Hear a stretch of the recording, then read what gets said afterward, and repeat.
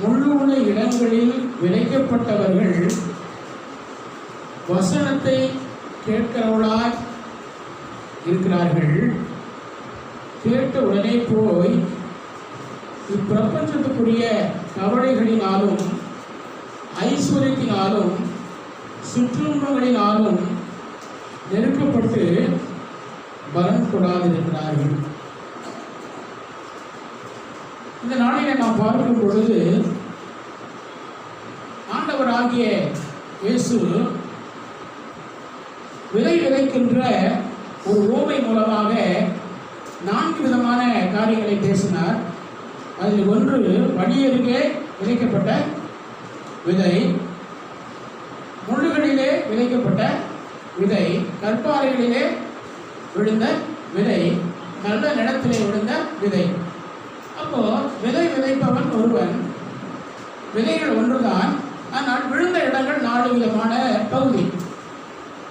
அப்போ ஆண்டவர் இங்கே பார்க்கும் பொழுது முதலாவது வழியருகே விழுந்த விதையை குறித்து பார்க்கும் பொழுது அது ஆகாயத்து பறவைகள் அதை பட்சித்து போட்டது என்று சொல்லி பார்த்தோம். இரண்டாவது முட்புதரில் எப்படி இருக்கிறதான இந்த அந்த பாறையில் விழுந்த விதை, அதற்கு மண் உரம் நீர் வசதி இல்லாதனால அது காய்ந்து பலன் இல்லாமல் போய்விட்டது என்று சொல்லி பார்த்தோம். இந்த வசனத்தில் பார்க்கும்போது முள்ளுள்ள இடங்களில் அப்படி என்று சொல்லப்பட்டிருக்கிறது. அப்போ முள்ளுகள் என்கிற வார்த்தையை இந்த இடத்துல பயன்படுத்துறாங்க. ஆனால் இன்றைக்கு முள்ளுகள் எப்படி அந்த இடத்துல மண் இருந்தாலும் நீர் இருந்தாலும் விளையக்கூடிய உரங்கள் இருந்தாலும், ஆனால் அது வளர்கிற நேரத்தில் அது பலன் கொடுக்காதபடி இந்த முள்ளுகள் அதை நெருக்கி போட்டு அதை பலன் இல்லாத அளவுக்கு அந்த முள்ளுகள் கெடுத்து போடுகிறது. அதுக்கு அந்த விளைந்த இடத்துல அதுக்கு நல்ல நிலமாக இருக்கலாம், அங்கு உரம் இருக்கலாம், அங்கு நீர் வசதி தண்ணீர் வசதி இருக்கலாம், எல்லாம் இருந்து நல்லா வளர்ந்து பலன் கொடுக்கிற சூழ்நிலை இருந்தாலும், ஆனால் அதை சுற்றிலும் என்ன இருக்கிறது? முள்கள் இருக்கிறது. அப்போ முள்கள் இருக்கிற அப்படின்னாலே அந்த முள்கள் அது பலன் கொடுக்கிற சூழ்நிலை அனைத்தும் சரியாக இருந்தாலும் முள்ளுகள் அதை நெருக்கி போட்டு அது வளர முடியாத அளவுக்கு, பலன் கொடுக்க முடியாத அளவுக்கு கெடுத்து போடுகிறது என்று சொல்லி நாம் வாசிக்கிறோம். இன்றைக்கு நம்முடைய வாழ்க்கையிலும் கூட இங்கே சொல்லப்பட்டதான முள்கள் என்ன பார்க்கிறோம். எடுத்து நீங்கள் வாசிக்கலாம். அதை 14 நீங்கள் வாசிக்கும் போது, முள்ளுள்ள இடங்களில் விதைக்கப்பட்டவர்கள் வசனத்தை கேட்கிறவர்களாக இருக்கிறார்கள். கேட்ட உடனே போய் இப்பிரபஞ்சத்துக்குரிய கவலைகளினாலும், முதல்ல கவலைகள் அப்படின்னு சொல்லப்படுது. இன்றைக்கு நம்ம ஆண்டவருக்கு பலன் கொடுக்காம போறது அநேக பெற்றோர்கள், அநேக தாய் தகப்பன்மார்கள், அநேக குடும்பத்தில் உள்ள முக்கிய ஒரு பொறுப்பாளர்களாக இருக்கக்கூடியவங்க தான் கவலைப்படுவாங்க. எங்கள் பிள்ளைகள் என்னத்துக்கு கவலைப்பட போறாங்க, அவங்க அப்பா பார்த்துக்கணும்னு இருப்பாங்க, அம்மா பார்த்துக்கொண்டு இருப்பாங்க. ஆனால் நாம தான் கவலைப்படுறோம். அல்லேலூயா. ஸோ இந்த கவலைகள் முதலாவது நாம் தேவனுக்கு ஏற்ற பலனை கொடுக்க முடியாத அளவுக்கு நெருக்கி போடுகின்றது. ஆமே. கவலைகள் இன்னைக்கு உங்களுடைய வாழ்க்கையில கவலைகள் என்பது ஒரு முள் என்பதை உணர்ந்தால் நீங்கள் கவலைப்படுவதை விட்டுவிட வேண்டும். என்ற கவலை வரும் பொழுது நம்முடைய ஜெபத்தை அது தடை செய்யும். அது நம் ஆராதனைக்கு போவதை தடை செய்யும். நாம் தேவனுக்காக பணி செய்வதை தடை செய்யும். ஆகவே கவலைகள் என்பது ஆண்டவர் சொன்னார், கர்த்தர் மேல் உன் பாரத்தை வைத்து விடு, அவர் உன்னை ஆதரிப்பார். உன் கவலைகள் எல்லாம் அவர்கள் மேல் வைத்து விடுங்கள் அப்படின்னு சொன்னார். அல்லேலூயா. ஏன் ஆண்டவர் கேட்கிறார்? புதிய ஏற்பாட்டில் என்ன கேட்கிறாரு? நீங்க கவலைப்படுவதனாலே சரீரத்தில் ஒரு முடம் கூட்டவோ குறைக்கவோ முடியாது அப்படிங்கிறார். அல்லேலூயா. அப்ப நீங்கள் கவலைப்படுகிற சமயங்கள் உண்டு, அது இல்லைன்னு சொல்லலை. குடும்பத்தை குறித்த கவலைகள் வரும், மனைவி குறித்த கவலை வரும், கணவனை குறித்த கவலை வரும், சரியா சம்பளம் வாங்கிட்டு வரனா கவலை வரும், வேலை தொழில் சரியாக நடக்கிறனா கவலை வரும். இன்னைக்கு பல விதத்துல நாம் கவலைப்படக்கூடிய பிரச்சனைகள் பூமியில வருகிறது என்பது உண்மைதான். ஆனால் அந்த கவலைகள் நாம் நம்முடைய ஆண்டவருக்காக பலன் கொடுப்பதற்கு அந்த கவலைகள் நம்முடைய வாழ்க்கையிலே நெருக்கி போடுகிற ஒரு முள்ளாக இருக்கக்கூடாது, ஒரு முள்ளாக இருக்கக்கூடாது. ஏனென்றால் முள்ளுகள் அந்த நெருக்கி போடுவதனாலே அந்த விதை வளர்ந்து பலன் கொடுக்க முடியாதபடிக்கு அதை தடை செய்து விடுகிறது. ஆகவேதான் நீங்க வேதம் சொல்லுவது நீங்கள் ஒன்றுக்கும் கவலைப்படாமல் அப்படின்னு சொல்லப்பட்டிருக்கிறது. எதுக்கு கவலைப்படக்கூடாது? ஒன்றுக்கும். பாருங்க, இப்ப நான் இருக்கிறேன் அப்படின்னா எனக்கு கவலைகள் வரும். ஆனால் கவலைகள் பிரச்சனைகள் வரும், எந்த சூழ்நிலையும் கஷ்டமான சூழ்நிலைகள் வரும். ஆனால் எப்போ அதை நம்ம மேற்கொள்றோம், எப்போ அதை நமக்கு அதை குறித்த ஒரு பயம் இல்லாமல் வாழ்றோம் அப்படி என்றால் நாம் தேவனுக்குள்ள சரியாக இருக்கணும். நான் இன்னைக்கு நல்லா ஜோம் பண்ணேன், நான் நல்லா பரிசுத்தமா இருந்தேன், இன்னைக்குள்ள வேத வசனத்தை வாசித்தேன், கர்த்தர் வசனத்தோட பேசினாரு, என்னுடைய பார்வையை நான் சரிப்படுத்தினேன், என்னுடைய இருதயத்தை சரிப்படுத்தினேன், என் வாய் வார்த்தையை சரிப்படுத்தினேன். ஏனென்றால் நமக்குள்ளே அந்த இடைவிடாத ஜப வாழ்வு, இடைவிடாத பரிசுத்த வாழ்வு, இடைவிடாத கர்த்தருக்கு எனக்கு ஒரு நல்ல கான்சியன்ஸ், நல்ல மனசாட்சி இருக்குது. கர்த்தர் என்னை கேட்பார், என் ஜபத்தை கேட்பார், கர்த்தர் பார்த்துக் கொள்வார். அப்படி என்று கர்த்தர் உங்களுக்கு அதிகமா உங்களுக்கு எனக்கு அந்த நம்பிக்கை இருக்கும் பொழுது உலகத்தில் எவ்வளவு தரதரிக்க பிரச்சனை வந்தாலும் நம்ம கவலைப்பட மாட்டோம். ஏன் கவலை வருதுன்னா, இந்த பிரச்சனை ஏதாவது நம்மளை பண்ணிடுமா, இந்த ஆளுநர் என்னாவது பண்ணிடுவாங்களா? ஏன் எந்த சூழ்நிலையும் நமக்கு எதிராக எந்த பிரச்சனையும் நம்மளை ஒன்றும் செய்ய முடியாது. கர்த்தர் பார்த்துக் கொள்வார் என்ற விசுவாசமும், கர்த்தர் பார்த்துக் கொள்வார் என்ற நம்பிக்கையும், கர்த்தர் பார்த்துக் கொள்வார் என்ற அசைக்க முடியாத மன தைரியமும் நமக்குள்ள எப்ப இருக்கும்? அப்படி இருந்தால் எந்த பிரச்சனையை குறித்து நமக்கு என்ன இல்லை. கவலை ஏன் வருது? இப்படி ஆயிட்டா என்ன பண்றது, அப்படி ஆயிட்டா என்ன பண்றது, அப்படி ஆயிட்டு நம்ம நம்புறோம், அப்படி ஆயிட்டு நம்ம ஆயிடும்ன்ற ஒரு பயம் நமக்கு வருது. ஆகவே கவலையும் வருது. ஆகவே அருமையான தேவ பிள்ளைகள், நாம் கவலையிலிருந்து முதலாவது விடுதலையாக வேண்டும். கவலை என்பது நம்முடைய ஆவிக்குரிய வாழ்க்கையை, கர்த்தருக்குள்ளே பலம் கொடுக்கிற வாழ்க்கையை, அது பலனை கொடுக்க முடியாதபடிக்கு தடுக்கின்ற ஒரு காரியம் என்று சொல்லி பார்க்கிறோம். அல்லேலூயா, அல்லேலூயா, அல்லேலூயா. கர்த்தருக்கு ஸ்தோத்திரம். அநேக காரியங்கள்ல நம்முடைய மாம்ச புயமே நமக்கு எல்லாம் போதும் என்று நினைக்க கூடாது. நம்முடைய மாம்ச ஞானமே நமக்கு எல்லாவற்றையும் செய்ய முடியும் என்று நினைக்க முடியாது. ஆனால் இவைகளெல்லாம் இருந்தால் ஆண்டவர் நம்மை விதமான ஒரு சூழ்நிலை அழைத்திருக்க மாட்டார். தேவனை சார்ந்து வாழுகிற ஒரு வாழ்வுதான். இந்த உலகத்தில் எந்த பிரச்சனை வந்தாலும் கர்த்தர் எனக்காக யாவற்றையும் செய்து முடிப்பார். அல்லேலூயா. நான் கவலைப்பட்டு ஏன் கலங்க வேண்டும்? நான் கர்த்தர் மேல் அந்த பாரத்தை வைக்கின்றேன். என் மனதில் வர கவலையெல்லாம் அவருக்கு நான் அறிவிக்கின்றேன். அருமையான தேவ பிள்ளைகள், இன்றைக்கு கர்த்தருக்கு ஸ்தோத்திரம். நம்முடைய வாழ்க்கையை பிசாசு தொடுகிறான் என்று சொன்னால் கர்த்தருக்கு ஸ்தோத்திரம். அந்த பிசாசை ஜெயிக்கிறதுக்கு ஜெபம் என்கிற ஒரு ஆயுதம் நமக்கு கண்டிப்பாக தேவை. உன்னுடைய வாழ்க்கையில ஒரு குற்றம் வரும்போது, ஒரு குறை வரும்போது, ஒரு பயம் வரும்போது, ஒரு கவலை வரும்போது, ஒரு மனபாரம் வரும் பொழுது நாம் தெரிந்து கொள்ளுகிற ஒரே இடம் ஜெபம் தான். அல்லேலூயா. தேவனோடு பேசுகிற ஒரு வாழ்க்கை தான், தேவனிடத்திலே நம்மை அறிவிக்கிற ஒரு வாழ்க்கை தான், தேவனிடத்திலே உள்ளத்தை ஊற்றுகிற ஒரு வாழ்க்கை தான். ஜெபம் இல்லாமல் நாம் வாழ்வோமானால் பிசாசு நம்மை வேற ஏதோ திசையிலே நம்ம நடத்திவிடும். அந்த பிசாசை ஜெயிக்கிற ஒரே ஆயுதம், பிசாசை கட்டுகிற ஒரே ஆயுதம், எல்லாவற்றிலிருந்தும் பாதுகாப்பாக இருக்கக்கூடிய மன வலுவும் தைரியம் கிடைக்கிற ஒரே இடம் தேவ சமூகம். அது ஜெபமாக இருக்க வேண்டும். அதுக்காக படுத்துக்கிட்டு இருக்கக்கூடாது. உள்ளத்தை எந்த அளவுக்கு உள்ளத்தை ஆண்டவரிடத்தில் ஊற்றுகிறோமோ, உள்ளத்தில் இருக்கிற கவலையெல்லாம் எந்த அளவுக்கு ஆண்டவரிடத்தில் தெரிவிக்கிறோமோ, என்னென்ன சொல்லணும்னு நினைக்கிறோமோ அது அத்தனையும் ஆண்டவரிடத்தில் நம்ம சொல்லி ஆண்டவரிடத்தில் ஒரு மன நிறைவை நம்ம பெற வேண்டும். அல்லேலூயா. இந்த நாளில் நாம் பார்க்கும் பொழுது முள்களாக இன்றைக்கு நமக்கு சில கவலைகள் முள்ளுகளாக இருப்பதனால தான் நம்ம கர்த்தருக்கு பலன் கொடுக்க முடியாமல் போய் விடுகிறோம். பலன் என்று சொன்னால் கர்த்தர் எதிர்பார்க்கிற ஒரு ஆவிக்குரிய வாழ்வு, ஆண்டவர் நம்மிடத்தில் எதிர்பார்க்கிற ஒரு ஆவிக்குரிய ஆசீர்வாதமான வாழ்வு. எல்லாரும் ஆசீர்வாதமாக இருக்கிறது தேவ சுத்தம்.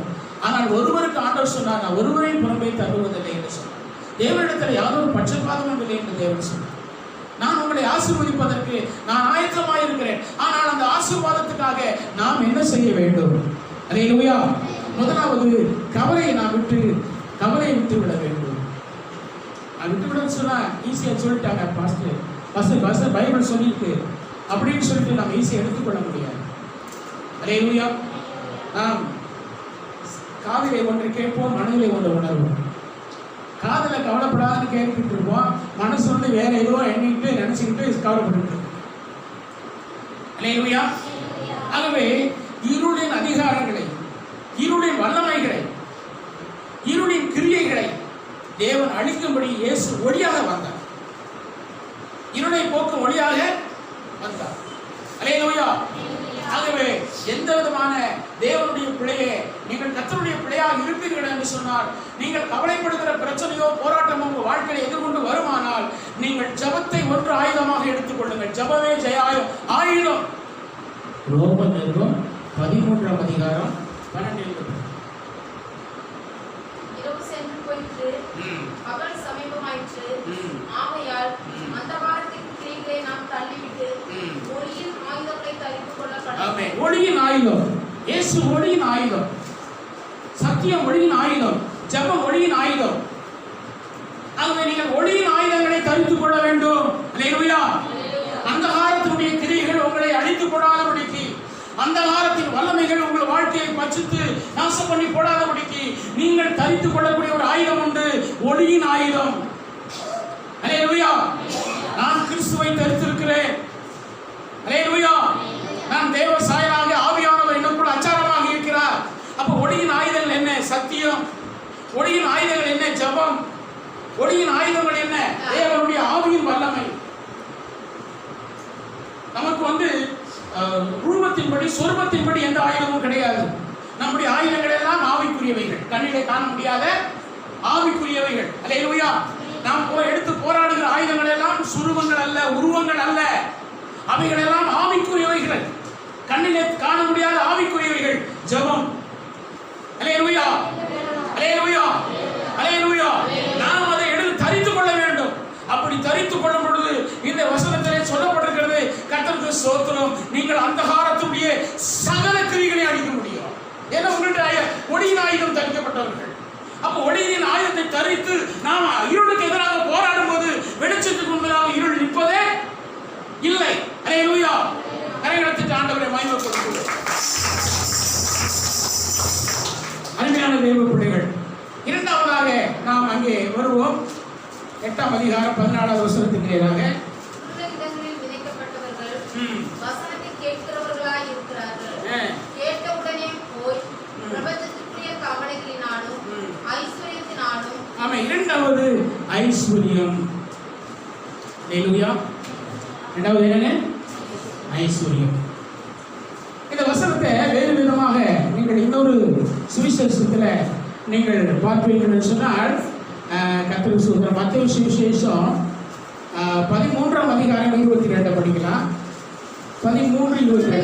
விதைக்கப்பட்டவன் வசனத்தை கேட்கிறவனாய் இருந்தும் உலக கவலையும் ஐஸ்வர்யத்தின் மயக்கம். இரண்டாவது, நம்முடைய வாழ்க்கையிலே ஆவிக்குரிய பலனை அடைய முடியாதபடிக்கு, கிறிஸ்துக்குள்ளாக அந்த வளர்ந்து ஒரு நல்ல பலனை அடைய முடியாதபடிக்கு, இரண்டாவதாக அது உள்ளாக இருந்து நம்மை நெருக்கப்படுவது எதுவென்று சொன்னால் ஐஸ்வர்யத்தின் மயக்கம். அல்லேலூயா. நமக்கு வாழ்க்கைக்கு ஐஸ்வர்யம் தேவை. நாம் பிழைப்பதற்கு ஐஸ்வர்யம் தேவை. இந்த உலகத்திற்கு மற்றவர்களால் ஸ்தோத்திரம் பெருமையாக பேசப்படுவதற்கு ஐஸ்வர்யம் தேவை. ஆனால் அந்த ஐஸ்வர்யம் நமக்கு ஒரு முள்ளாக அமைந்து விடக்கூடாது. தேவனை விட்டு பிடிக்கக்கூடிய, தேவனுக்குள்ளே வளர முடியாதபடிக்கு அந்த ஐஸ்வர்யமே முள்ளாக இருந்து நம்மை நெருக்கி போட்டு நம்மை தேவனுக்குள்ளே பலன் கொடுக்க வளர முடியாதபடி அந்த ஐஸ்வர்யம் நம்மை தடை செய்து விடக்கூடாது. அல்லேலூயா. அல்லேலூயா. ஆகவே ஐஸ்வர்யம் என்ற வார்த்தையை பார்க்கிறோம். ஐஸ்வர்ய மயக்கம் என்ற ஒரு வார்த்தையை நாம் இன்று கவனிக்கிறோம். அருமையான தேவ பிள்ளைகள், இன்றைக்கு அநேகர் முந்தின ஒரு போக்கிலே கவலையினால அநேகர் நெருக்கப்பட்டு தேவனுக்கு பலன் கொடுக்காமல் போகிற ஒரு கூட்டம். இரண்டாவது, ஐஸ்வர்யத்தின் மயக்கத்தினாலே சில பிள்ளைகள் முள்ளுகளை போல நெருக்கப்பட்டு என்னதான் சத்தியம் கேட்டாலும், என்னதான் வசனம் வாசித்தாலும், என்னதான் வசனத்தை கேட்கிற வசனங்களை விசுவாசிச்சு நம்ம ஆண்டவர் இதுபடி நடக்கணும், இதுபடி செய்யணும், இதுபடி ஊழியம் பண்ணணும், இதுபோல தேவனுக்கு மக்களுக்கு நம்ம ஆண்டவரை பற்றி சொல்லணும், என்னதான் மனதில் நினைத்தாலும் அதை நிறைவேற்ற முடியாதபடிக்கு இந்த ஐஸ்வர்யத்தின் மயக்கம் இன்றைக்கு அநேகருடைய வாழ்க்கையிலே முள்ளாக நெருக்கிக் கொண்டிருக்கின்றது. அல்லேலூயா. அல்லேலூயா. அல்லேலூயா. கர்த்தருக்கு ஸ்தோத்திரம். இன்னைக்கு அநேக குடும்பங்களிலே வேதம் சொல்கிறது, பணமோ எல்லாவற்றுக்கும் உதவும், ஆனா பண ஆசை எல்லா தீமைக்கும் வேறாக இருக்கிறது. ஐஸ்வர்யம் இரண்டாவது பகுதி முள்ளு. நம்மை ஆவிக்குரிய நிலையில வளர்ச்சி அடைய முடியாமல் அல்லது பலன் கொடுக்க முடியாதபடிக்கு, நல்ல நேரத்தில் விழுந்து எப்படி பலன் கொடுக்குதுங்க? 30, 60, 100 பலன் கொடுத்தது. அல்லேலூயா. நல்ல நிலத்தில் விழுந்த விதை எப்படி பலன் கொடுத்துச்சு? 30, 60, 100 பலன் கொடுத்தது. ஈசாக்குடைய வாழ்க்கையை வாசிக்கும் போது ஈசாக்கு விதை விதைத்தான், 100 பலனை பெற்றார். அல்லேலூயா. இன்றைக்கு நம்முடைய பார்க்கிறோம், இன்றைக்கு ஒரு வீடு வாங்குறது பிரச்சனை இல்லை, இடம் வாங்குறது பிரச்சனை இல்லை, ஒரு பிள்ளைகளும் பைக் வாங்குறது பிரச்சனை இல்லை, ஒரு நீங்க பல லட்சம் போட்டு ஒரு திருமண காரியங்களை நம்ம செய்யறது பிரச்சனை இல்லை. ஆனால் அருமையான தேவ பிள்ளைகள், இந்த பூமிக்குரிய ஆசீர்வாதங்கள் என்பது தேவன் நமக்கு கேட்காமலே கொடுக்கிற ஒன்றுதானே தவிர அதுதான் நம்முடைய வாழ்க்கை என்று வேதத்தில் எண்ணி எழுதப்படலை. அல்லேலூயா. இம்மைக்காக மட்டும் நீங்கள் கிறிஸ்துவின் நம்பிக்கை உள்ளவர்களாக இருந்தால் பரிதவிக்கப்பட்டவர்கள் தான் வேதம் சொல்லுது. நாம் ஒரு வீடை வாங்கினார், ஒரு இடம் வாங்கினார், ஸ்தோத்திரம், இன்றைக்கு வேற எதையோ நம்ம வாங்கணும் என்பது இதுதான் நம்முடைய அழைப்பு அல்ல, இதுதான் நம்முடைய விசுவாசம் அல்ல, இதுதான் நம்முடைய தேவ சுத்தம் அல்ல, இதுதான் தேவனுக்காக நம்ம வந்தோன்ற நிலை அல்ல. இதுகளெல்லாம் அல்லேலூயா, அல்லேலூயா, தேவன் நாம் கேட்காமலே நமக்காக அவர் கொடுக்கிற காரியம், நம்ம உண்மையை பார்த்து கொடுக்கிற காரியம், நம்முடைய நீதியை பார்த்து கொடுக்கிற காரியம். அல்லேலூயா. இவைகளெல்லாம் வேதம் சொல்கிறது. நீங்கள் இவ்விதமாக கேளுங்கள் என்று சொல்லவில்லை, ஆனால் கவலைப்படாத என்கிற ஒரு காரியத்தில் தான் சொன்னார்.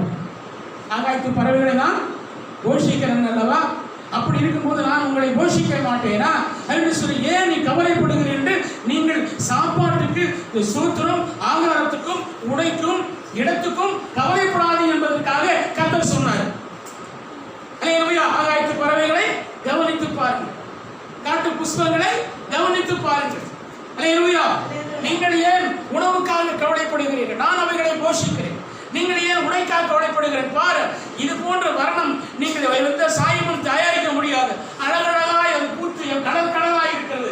அந்த கலரை நான் தான் கொடுத்தேன், அந்த அழகை நான் தான் உடுத்தினேன். நான் உனக்கு அழகான ட்ரெஸ் கொடுக்க மாட்டேனா? கவனித்து பாருங்கள் தான் சொன்னார். ஒரு எச்சரிப்பு தான் சொன்னார், ஒரு உணர்த்துதல் தான் சொன்னார். அல்லேலூயா. அன்னைக்கு சர்ச்சுக்கு வர்றது, எனக்கு வீடு கிடைக்கிறதா சர்ச்சுக்கு வந்தேன், கல்யாணம் பண்றதுக்காக சர்ச்சுக்கு வந்தேன், இடம் வாங்குறதுக்காக சர்ச்சுக்கு வந்தேன், வேலை வாங்குறதுக்காக சர்ச்சுக்கு வந்தேன். ஒருவேளை ஆரம்பம் சில காரியமாக இருக்கலாம், ஆனால் அருமையான தேவ பிள்ளைகள், வேதம் சொல்லுது, நீங்க முதலாவது தேவனுடைய ராஜ்யத்தையும் அவருடைய நீதியையும் தேடுங்கள், மற்றதெல்லாம் மற்றது என்பது இந்த உலகத்துக்குரிய ஐஸ்வர்யம், மற்றது என்பது இந்த உலகத்துக்குரிய படிப்பு, மற்றது என்பது இந்த உலகத்துக்குரிய உத்தியோகம், மற்றது என்பது இந்த உலகத்துக்கு அடுத்த ஆசீர்வாதங்கள். கரங்களை பயன்படுத்தலாம். அல்லேலூயா. மற்றதுக்காக நம்ம வரல, நாம எதுக்காக வந்திருக்கோம்? தேவனுடைய ராஜ்யத்தையும் அவருடைய நீதியையும் தேட வேண்டும். அல்லேலூயா. அப்ப இரண்டாவது ஆவிக்குரிய வாழ்க்கையில நாம் பலனளிக்க முடியாதபடி நம்மை தடை செய்வது என்பது ஐஸ்வர்யத்தின் மயக்கம். ஐஸ்வர்யத்தின் மயக்கம் என்று நாம் வேதத்திலே வாசிக்கிறோம். கர்த்தருடைய பரிசுத்த நாமம் மகிமைப்படுவதாக. அதே வசனத்தை திருப்பி வாசிக்கலாம்.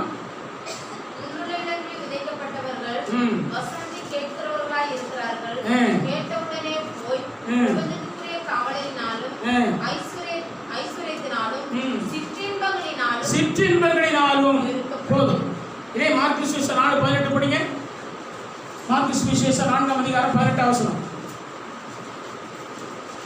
வசனத்தை கேட்டு உலக கவலைகளும் ஐஸ்வர்யத்தின் மயக்கமும் மற்றவர்களை பற்றி உண்டான இச்சைகள்.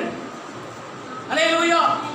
மூன்றாவது இந்த முள்ளு எது என்று சொன்னால், இன்னைக்கு ஆவிக்குரிய நிலையில நாம் பலன் கொடுக்க முடியாதபடிக்கு, வளர்ந்து நல்ல 30, 60, 100 பலன் கொடுக்க முடியாதபடிக்கு முள்ளாக நெருக்கி போட்டு நம்மளை ஸ்தோத்திரம் பலனற்றவர்களாய் மாற்றுவது என்று சொன்னால் உலக ஸ்தோத்திரம். முதலாவது என்ன? கவலை. இரண்டாவது ஐஸ்வர்யத்தின் மயக்கம். மூன்றாவது இச்சை. அல்லேலூயா. இன்றைக்கு எத்தனைகளுடைய வாழ்க்கை இன்றைக்கு ஒரு சமாதானம் இல்லாமல் இருப்பதற்கு காரணம் என்ற கண்களின் இச்சை. கண்களின் இச்சை, மாம்ச இச்சை, இது பிதாவினால் உண்டானவைகள் அல்ல அப்படின்றார். கண்களின் இச்சையும் மாம்சத்தின் இச்சையும் ஜீவனத்தின் பெருமையும் இவைகள் பிதாவினால் உண்டானவைகள் அல்ல. யாரு? சுவிசேஷகன், அங்கே அப்போஸ்தலர் யோவான் அங்கே சொன்னாலும் இயேசு கிறிஸ்து பிதாவினால் உண்டானவைகள் அல்ல. அப்போ பிதாவினால் ஸ்தோத்திரம், வராத யாவும் பாவம். அல்லேலூயா, அல்லேலூயா. அப்ப இச்சை என்பது முதல்ல எங்கே உண்டானது? ஏதேன்ல. ஏதேன்ல யார் மூலமாக அது காணப்பட்டது? சாத்தான் மூலமாக காணப்பட்டது. ஆகவேதான் வேதத்திலே 10 கட்டளைகளை பார்க்கும் பொழுது கடைசியாக ஒரு கட்டளை இருக்கிறது. 10வது கட்டளையாக அங்கே காணப்படுகிறது, உன் பிறன் பொருளை இச்சையால் இருப்பையாக. இச்சை என்கிற வார்த்தை தேவன் அங்கே 10 கட்டளைகளை பயன்படுத்துகிறார். அல்லேலூயா. நாம் பார்க்கிற பார்வையிலே இச்சை வந்தால் அங்கே பிசாசு என்பதை, ஏதேன் பிசாசு என்பதை புரிந்து கொள்ள வேண்டும். ஆமென். நாம் இருதயத்திலே ஒரு காரியங்களை கவனிக்கும் போது மனதிலே ஒரு இச்சை வந்தால் அங்கே சாத்தான் இச்சையின் என்ற வடிவிலே அங்கே செயல்படுகிறான் என்பதை கவனிக்க வேண்டும். இச்சை எங்கெல்லாம் வருகிறதோ அங்கே சாத்தான் என்று உணர்வோமானால் நாம் லீவ் அவுட் ஃப்ரம் தேம், அதிலிருந்து நாம் வெளியே வர வேண்டும் என்ற எண்ணம் நமக்கு வரும். அல்லேலூயா. இச்சை உணர்வுகள் என்பது பிசாசினால் கொடுக்கப்படுகிறது.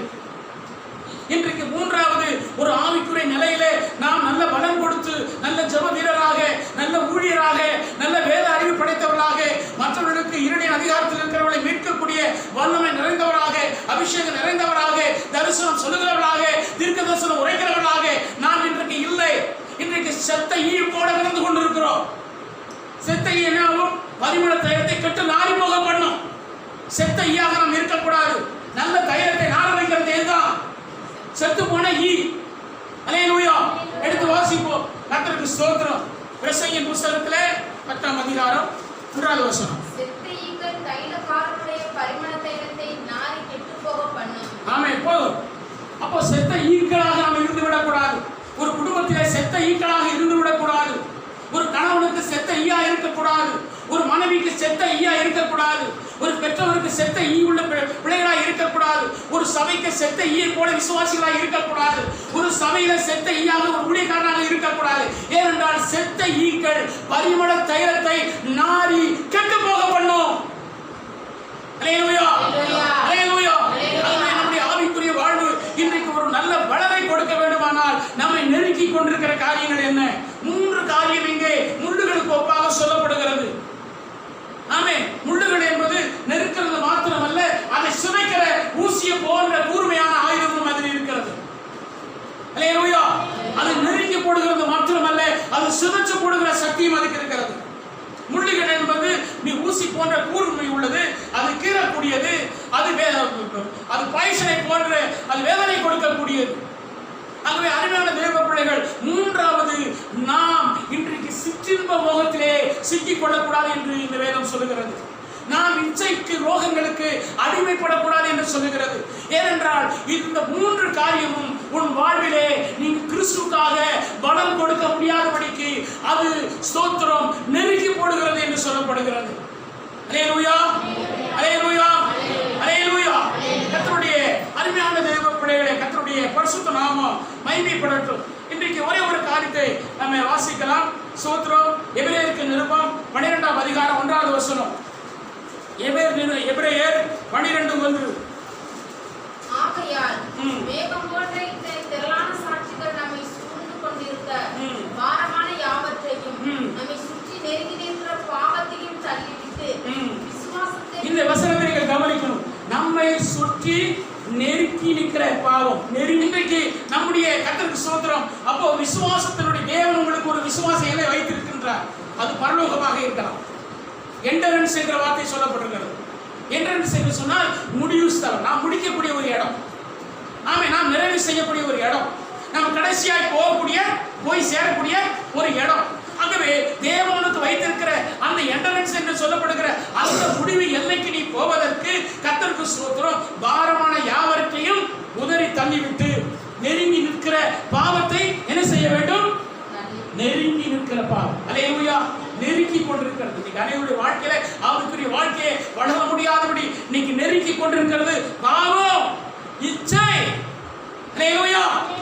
காம விகாரம், சிற்றின்ப மோகம், இவைகள் முள்ளுகள் என்று இங்கே இயேசுநாதர் சொல்றார். வினைவரைக்கிறவன் ஓமையிலே முள்ளுகள் என்று சொல்லுகிறார். அவைகள் உன்னை பலம் கிறிஸ்துவுக்காக பலம் கொடுக்க முடியாதபடிக்கு அவைகள் உன்னை நெருக்கி போடுகிறது என்று சொல்லுகிறார். அல்லேலூயா, அல்லேலூயா, அல்லேலூயா, அல்லேலூயா. அருமையான தேவ பிள்ளைகள், கர்த்தருக்கு ஸ்தோத்திரம். இன்னொரு வசனத்தை கூட நாம் வாசிக்கலாம். ஸ்தோத்திரம். நீதிமொழிகள் புத்தகம் 22ஆம் அதிகாரம் 5வது வசனம்.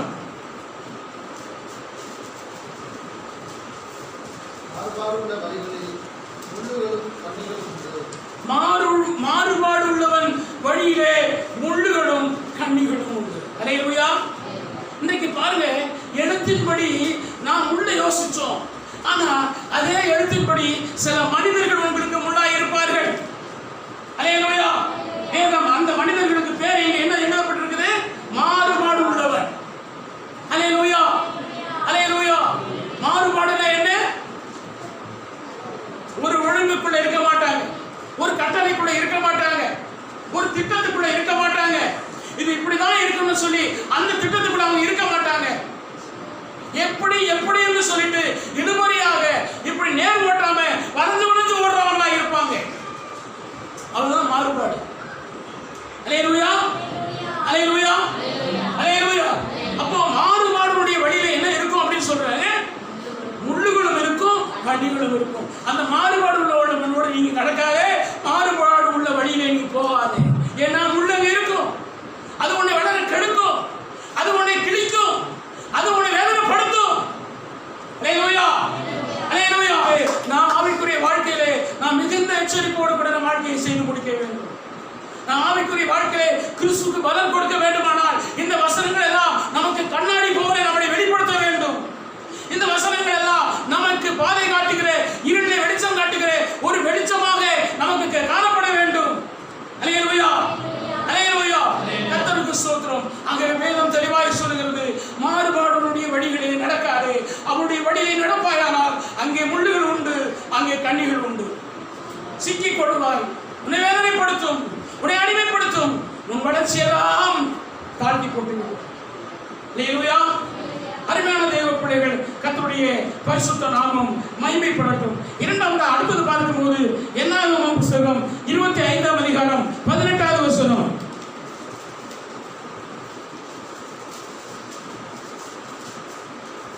பேயோரின் சங்கதிலும் பேயோரின் நிமித்தம் வாதை உண்டான நாளிலே புத்துண்ட அவர்கள் சகோதரியாகிய கஸ்பி என்னும் மீதியான் பிரபுனுடைய குமாரத்தின் சங்கதியிலும் அவர்கள் உங்களுக்கு செய்த சற்பனைகளினால் உங்களை மோசம் போக்கி நெருக்கினார்களே. அல்லேலூயா.